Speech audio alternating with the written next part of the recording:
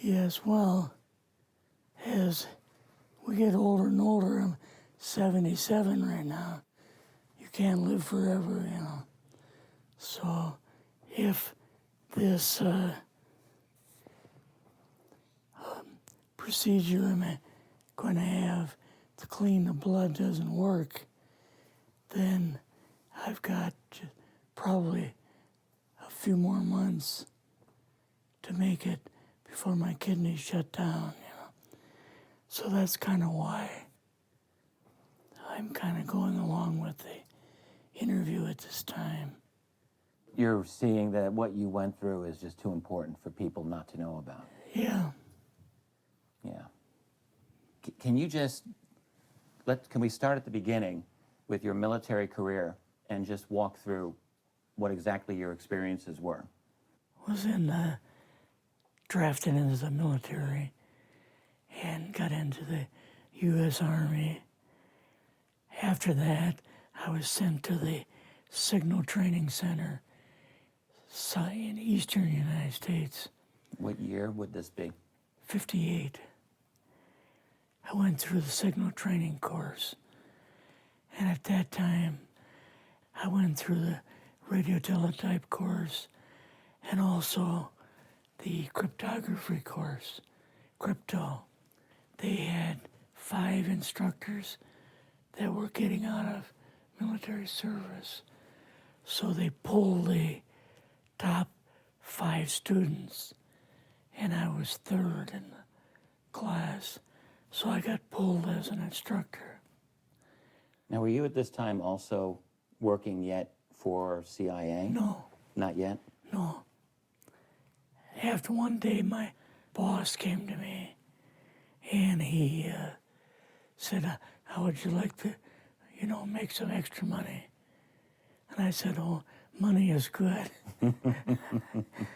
So he's explained to me that he could put it through. I would have to get a top secret White House Q clearance for the job, And I thought, boy, must be a pretty exclusive thing, And I said, well, what is this?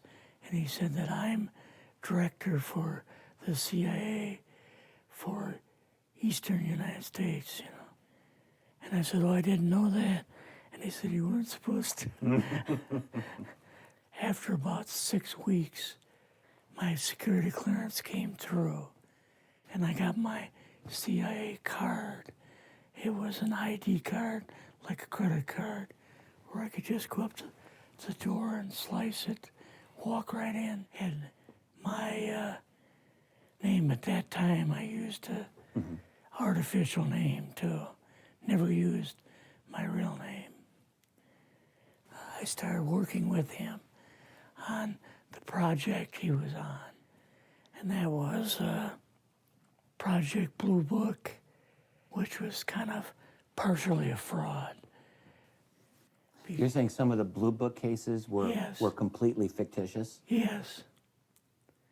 But the cases that we got came from, I think it was Fort Belvoir, Maryland.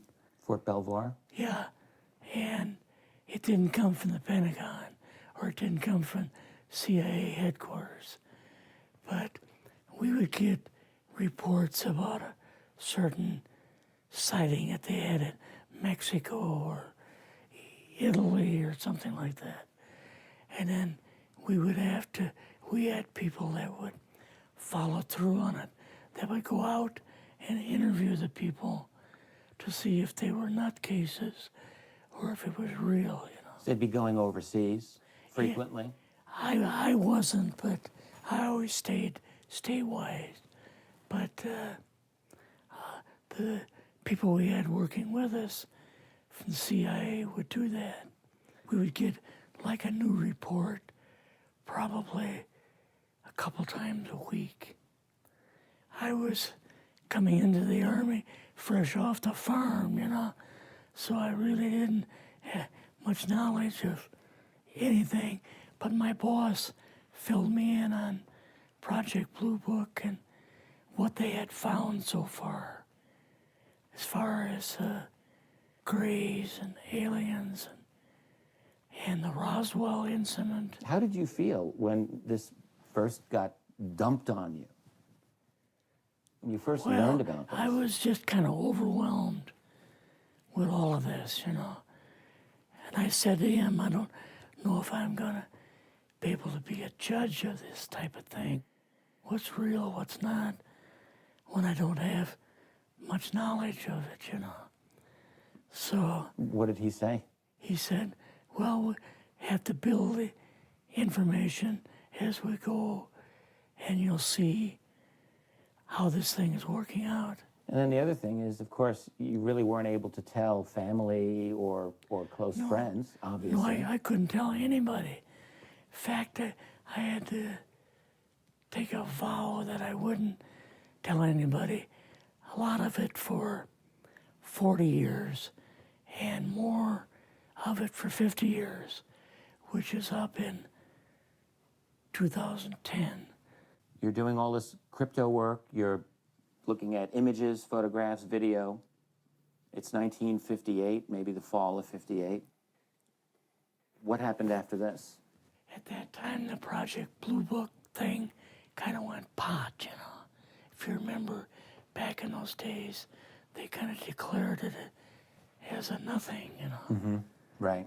And they were telling the world all UFOs are misidentifications, hoaxes, balloons. Psychological issues, whatever. Yes. Yeah. So my boss came to me and he says, we've both got a new assignment. And he says, oh, I said, where are we going? Oh, he says, we're going to the Capitol. We're going to be part of the Eisenhower push. He's trying to find out something about, all about these aliens that MJ-12 was supposed to find out, but never sent back reports to him. The MJ-12, the UFO control group, were they calling it MJ-12 at that time? Yes. They called us in, went into the Oval Office, and President Eisenhower was there and Nixon, and they said, we called the people in from MJ-12 from Area 51 and S4, but they told us that the government had no jurisdiction over what they were doing. So being a general, past general, you didn't tell them to go to hell without any real good reason, you know. Mm-hmm. So he said, I want you and your boss to fly out there.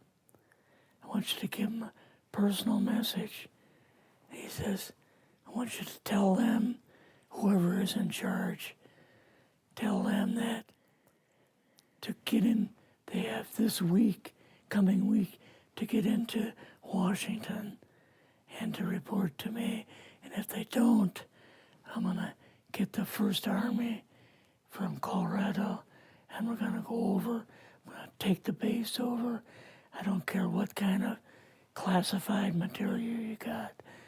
We're going to rip this thing apart. Eisenhower was going to invade Area 51. Yeah, with the First Army. So you go out with your superior. Yes. You fly out. You land. What happens? Can you describe this whole process, what you saw? They took us the 13 or 15 miles south to S4 and like different garage door openings. Okay. And in these garage door openings, they had like different saucer crafts. The very first one had the Roswell craft in. It was kind of crashed up, but apparently every alien that was in it died except for a couple. So you see the Roswell craft, and what are some of the others that you see? Well, the Roswell craft was really strange because it looked like real heavy aluminum foil. We could rock next to it, and you could rock it. The whole thing probably weighed 150, 300 pounds. Could they tell what the source of power was of this craft? Yeah, it was like a reverse gravitational thing of some kind. In fact, one later on, I got the mathematical code for reversing gravity in a 3x5 card. I guess there are different types of grays and so on. How did you see that evidence? Well, at the later on at S4, we viewed the autopsy film, and then the colonel said, "What we've got in here is we're interviewing a gray alien." All right, right there. How did you feel at that moment? Well, I thought, boy, we had no idea we were going to see the real thing. All we saw was film. You had to have a little bit of heart racing at that Yes. moment. My boss was able to go in and had like a partial interview with him. So what did this gray alien look like? Could you describe him a little bit? This one looked a little bit oriental. So I'm just wondering if it looked almost human, what about this didn't look human? No, it didn't look human as far as the skin tone and basically the shape of it and the size. How was its head size compared with a normal human, for example? Brain was kind of a little bit bigger, and some of the nose was very, very small, and the ears were just like holes. Mouth was very small. Now, why were they bringing you out here at all, anyway, to see an alien? What was the point? To go back and tell the president they actually had one. So he did not know at this point No, if there was an alien at S4. no. What did you do then at Area? Were you done, or did you have other things to do at Yeah, so S4? basically we were kind of done, went back to Area 51. They took us into the main building, and there we saw a U-2, which of course we didn't know existed. And a model of the SR-71. Yeah, the Blackbird. So, but like I mentioned earlier, it was not a model of the current Blackbird, It's an earlier version. but an early version. Did you go directly to Washington after this? Or did Yes, you go somewhere else? How did they get, did you fly regular airline or? we flew back to the commuter plane back to the air base, and then took President Eisenhower's Lockheed Electra back to Washington. You and your supervisor, Yeah. superior officer, and now you're meeting with the president? Yes. Can you describe this? Well, we met with him in, the second story of the old OSS warehouse building. And Eisenhower and Nixon were there, and also Hoover was there. So he asked us what was going on, and we told him about the alien, the whole situation, and the black projects and so on. And he was just totally shocked. He appeared for the first time to be worried. You know, like he was worried. I would think that Eisenhower would, he certainly knew that flying saucers were real. Yes. He knew that there were aliens. So I guess I'm just wondering, what would he have been, really surprised about? Surprised about the black programs. Eisenhower said, got to keep this thing completely secret. You know, can't talk about this. Your actual name is, I mean, the name you grew up with, that was a different name than what you Yes, had in the... I never used it in the CIA at all. Now, what about today? You're going on the public record, and this is still sensitive information, even though earlier you talked about, you know, security oaths that maybe expire after a certain period of 50 time, years. but you're still concerned. Linda Motenau's phone call, her phone was tapped, and they got my phone number, and through the telephone company, they were able to find me, and so on. When they found you, what happened? I was going to a grocery store. Two guys in a black suits come out of a black Lincoln town car and came over to see me. And they told me that I better not publish anything or talk to Linda about any more things. So at that time, I did, you know, I stopped. That was enough to intimidate you. Yes. Rather remain anonymous. Never show my face on anything. Really, thank you for doing this.